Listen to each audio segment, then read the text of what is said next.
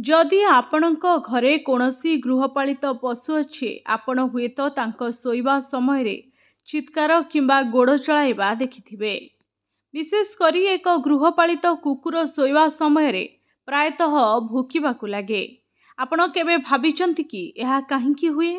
अनुसंधानकारी द्वारा करा जायतिबा अनुसंधान रे निश्चिंत करिछि जे शोइबा समय रे पशु माने स्वप्न देखंती। पशु माने सेमानंकर स्वप्न विषय रे कहि परिबे नाही, किंतु विज्ञान एहा विषय रे कहि थाए।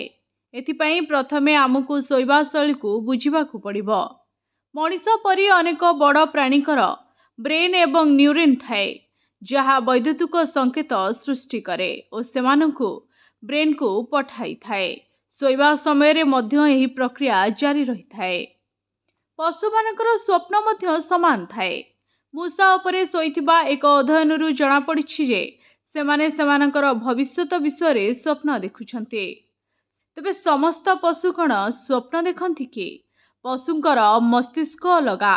उदाहरण स्वरूप कोआला 20 रु 24 घंटा शोइथाए। डॉल्फिन आखि खोली शोइथाए, जार अर्थ हेउछि तार मन चली थाए।